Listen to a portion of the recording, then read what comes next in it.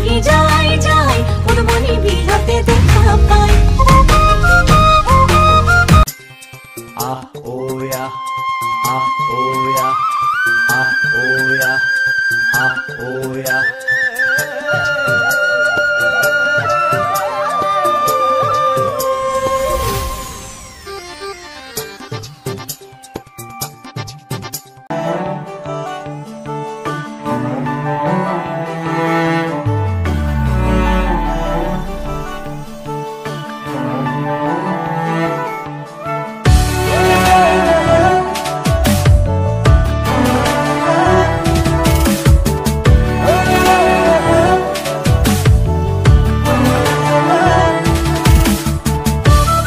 নমস্কাৰ দৰ্শকসকল মই জানক্ৰিছ আপোনালোকক মোৰ ইউটিউব চেনেল জানক্ৰিছ ব্লগলৈ পুনৰবাৰ আপোনালোকক স্বাগতম জনাইছোঁ আজি মই উপস্থিত আছোঁ শিৱসাগৰ জিলাৰ কোঁৱৰপুৰত আৰু মোৰ পিছফালে যে আপোনালোকে দেখিছে এইটো হৈছে এটা আহোম যুগৰ ঐতিহাসিক গড় যাক আমি হাৰমতি গড় নামেৰে জানো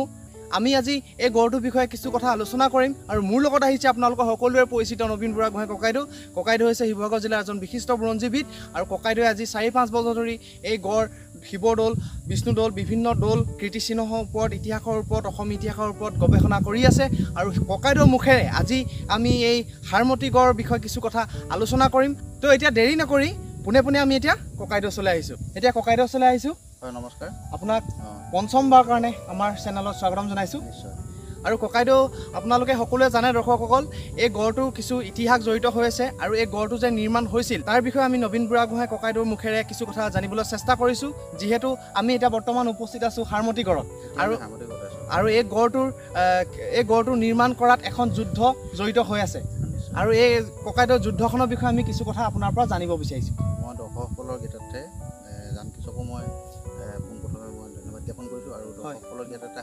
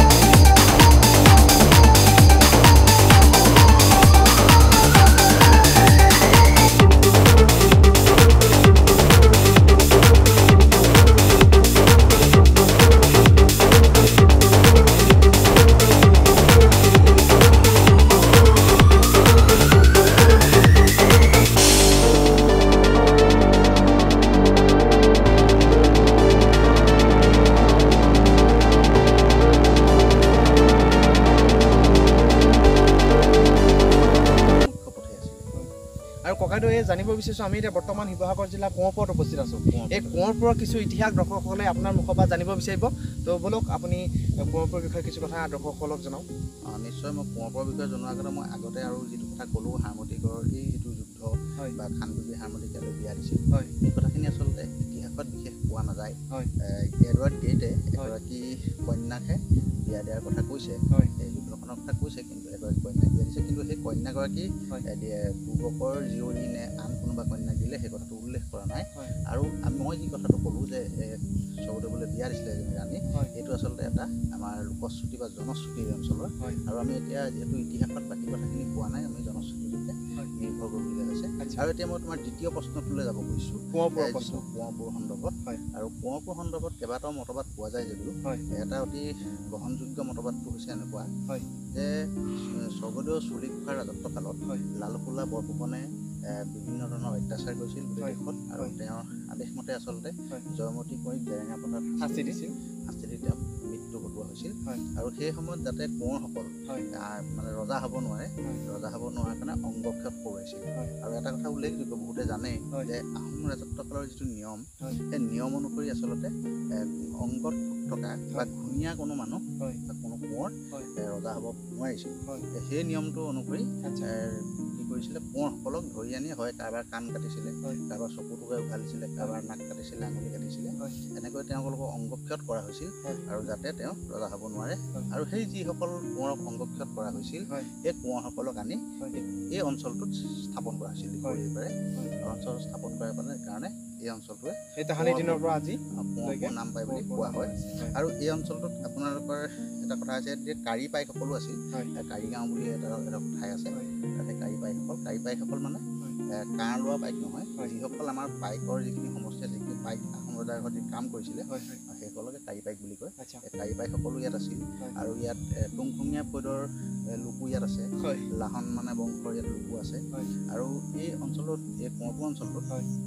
দুফালে দুটা ফৈদৰ বুঢ়াগোহাঁইসকল আছিল বুঢ়াগোহাঁইসকলৰ কেইবাটাও ফৈদ সম্পূৰ্ণ 16টা ফৈদৰ দুটা ফৈদ ইয়াত আছিল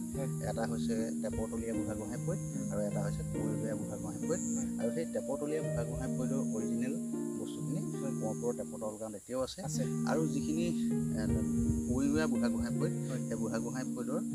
ফৈদখিনি যিহেতু পূৰ্ণানন্দ বুঢ়াগোহাঁই মোৱামৰীয়া আক্ৰমণৰ সময়ত ইয়াৰ পৰা যোৰহাটলৈ গুচি যাবলগীয়া হ'ল তেখেতলোকৰ মৈদামবোৰ বৰ্তমান পোৱা যায় নকটানি ফাকুম এনেকুৱা অঞ্চলবোৰত যথেষ্টখিনি মৈদাম আছে প্ৰায় 20টাৰ ওচৰা-ওচৰি এইখিনি তেনেকৈ ধৰণে ইতিহাস প্ৰসিদ্ধ অঞ্চল আৰু ইয়াত এইবোৰৰ উপৰিও অন্যান্য বিভিন্ন ইতিহাস ইয়াত জড়িত হৈ আছে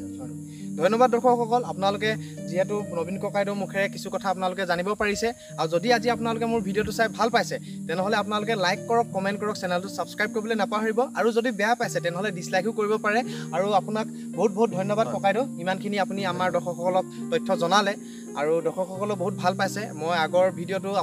মই ভিডিঅ' দিছোঁ তেওঁলোকে মোক কিছু মতামত দাঙি ধৰিছে দৰ্শকসকলক ধন্যবাদ জ্ঞাপন কৰিছোঁ হয় আৰু ককাইদেউ আমি এতিয়া কোনফালে যাম বাৰু আমি এতিয়া এই অঞ্চলতে অলপ ঘূৰিম ফুৰিম হয় তাৰপিছত আৰু আমি কি বাৰু চাওঁ হয় আৰু ককাইদেউ এটা চেনেল আছে দৰ্শকসকল আপোনালোকে সকলোৱে ছাবস্ক্ৰাইব কৰিব লাইক কৰিব কমেণ্ট কৰিব চেনেলটোৰ নাম হৈছে নবীন বুঢ়াগোহাঁই মই ডিছক্ৰিপশ্যনত লিংকটো দি দিম আৰু যদি ভাল লাগে তেনেহ'লে ককাইদেউ চেনেলটো ছাবস্ক্ৰাইব কৰি দিব লাইক কৰি দিব কমেণ্ট কৰি দিব তো ধন্যবাদ ককাইদেউ আজিলৈ আহিছোঁ হয় জয় অসম